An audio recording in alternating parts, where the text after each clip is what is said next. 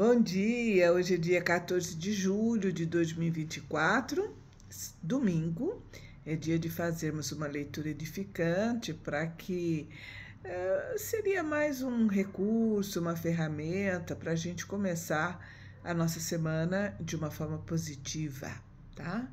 Com o pé esquerdo, refletindo, analisando tudo aquilo que a gente vem recebendo do mundo externo, tá?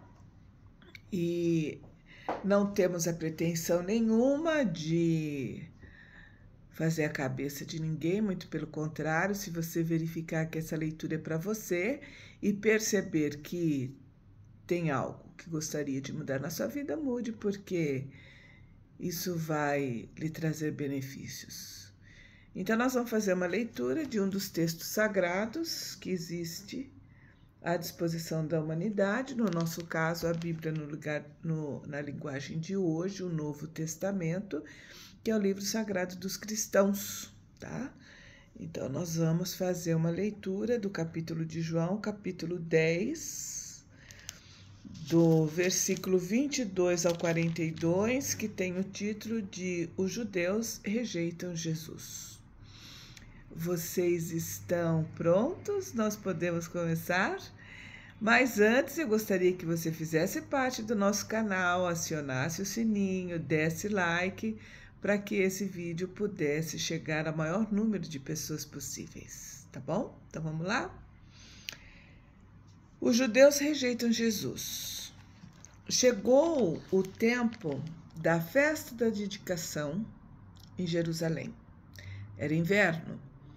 Jesus andava no templo, perto da entrada chamada Alpendre de Salomão. Então os judeus se ajuntaram em volta dele e perguntaram: Até quando você vai nos deixar na dúvida? Diga com franqueza, você é o Messias? E Jesus respondeu: Eu já disse, mas vocês não acreditaram. As obras que faço em nome de meu Pai falam a favor de mim, mas vocês não creem porque não são minhas ovelhas. As minhas ovelhas escutam a minha voz. Eu as conheço e elas me seguem. Eu lhes dou a vida eterna e por isso elas nunca morrerão. Ninguém pode arrancá-las da minha mão. O poder que o Pai me deu é maior do que tudo e ninguém pode tirá-las da mão dele. O Pai e eu somos um. Então, os judeus tornaram a pegar pedras para jogar em Jesus e ele disse: Eu fiz diante de vocês muitas coisas boas que o Pai me deu para fazer. Por qual delas vocês querem me apedrejar? Eles responderam: Não é por nenhuma coisa boa que queremos apedrejá-lo, mas porque, falando isso, você está blasfemando contra Deus, pois você é apenas um homem e está se fazendo de Deus. Então Jesus afirmou: Na lei de vocês está escrito que Deus disse: Vocês são deuses. Sabemos que as escrituras sagradas sempre dizem a verdade e que Deus chamou de deuses aqueles a quem deu a sua mensagem. Quanto a mim, o Pai me escolheu e me mandou ao mundo. Então, por que dizem que blasfemo contra Deus quando afirmo que sou filho dele? Se não faço as obras de meu Pai, não precisam crer em mim. Mas se faço e vocês não acreditam em mim, então creiam pelo menos nas obras que eu faço. Isso para que fiquem sabendo de uma vez por todas que o Pai está em mim e que eu estou no Pai. Novamente quiseram prendê-lo, mas Jesus escapou. Jesus voltou de novo para o outro lado do Rio Jordão. Ficou lá onde João Batista tinha antes batizado. E muita gente ia procurá-lo dizendo: João não fez nenhum milagre, mas tudo o que ele disse sobre Jesus é verdade. E muita gente ali creu em Jesus. Vamos ver então o que o Emmanuel escreve sobre isso. Ele vai escrever uma mensagem que tem o título Pensa um pouco, e está sobre o versículo que fala: as obras que eu realizo em nome de meu Pai testemunham estas a meu respeito. Tá? Pensa um pouco, que está no Pão Nosso, livro Pão Nosso, capítulo 2. Então ele escreve o seguinte: é vulgar a preocupação do homem comum relativamente às tradições familiares e aos institutos terrestres a que se prende nominalmente, exaltando-se nos títulos convencionais que lhe identificam a personalidade. Entretanto, na vida verdadeira, criatura alguma é conhecida por semelhantes processos.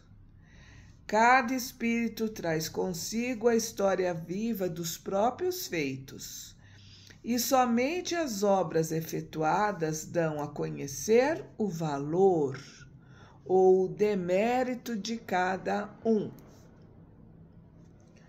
Com o enunciado, não desejamos significar que a palavra esteja desprovida de suas vantagens indiscutíveis. Todavia, é necessário compreender-se que o verbo é também profundo potencial recebido da infinita bondade. Como recurso divino, tornando-se indispensável saber o que estamos realizando com esse dom do Senhor Eterno, né? Nos chamando aqui a responsabilidade para com a palavra. Como é que nós estamos utilizando esse dom divino, a palavra? A afirmativa de Jesus nesse particular reveste-se de imperecível beleza. Que diríamos de um Salvador que estatuísse regras para a humanidade sem partilhar-lhes as dificuldades e impedimentos? É fácil a gente colocar a regra para os outros, mas fica a pergunta: nós seguimos essas mesmas regras?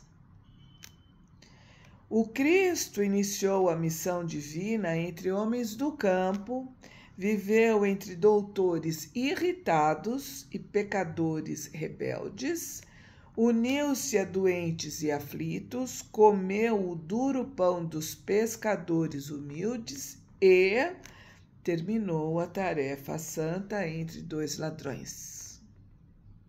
Que mais desejas? Se aguardas vida fácil e situações de evidência no mundo, lembra-te do Mestre e pensa um pouco.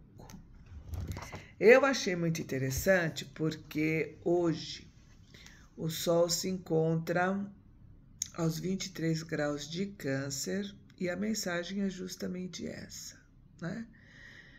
Para que a gente fizesse uma análise de nós mesmos e verificasse se a nossa palavra está congruente com o nosso comportamento. Achei muito interessante, porque é a mesma mensagem do Evangelho de hoje.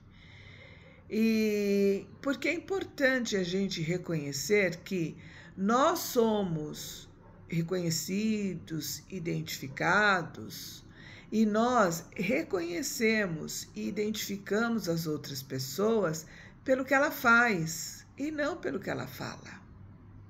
Tá? Então, isso é muito importante a gente observar, que é para a gente não seguir, né, falsos pastores. Né? Quem nós estamos seguindo? né? E o falso pastor aí pode ser no campo religioso, pode ser no campo familiar, pode ser no campo social, entendeu? Quem que nós estamos seguindo, né? O que essa pessoa fala é congruente com o que ela faz? E outra, o que eu falo é congruente com o que eu estou fazendo? O que eu estou passando para os meus filhos? Porque não adianta eu falar uma coisa e fazer outra. Pelo que a mensagem fala, o comportamento é muito mais forte nesse campo de educação, vamos dizer assim, é muito mais forte do que a palavra nesse sentido, né? E então é isso, para a gente observar, para a gente pensar um pouco, para a gente. O mais importante, talvez, é fazer a nossa própria reflexão e verificar se o que eu falo, o que eu digo, está congruente com o que falo. Uma ótima semana para todos nós. Au!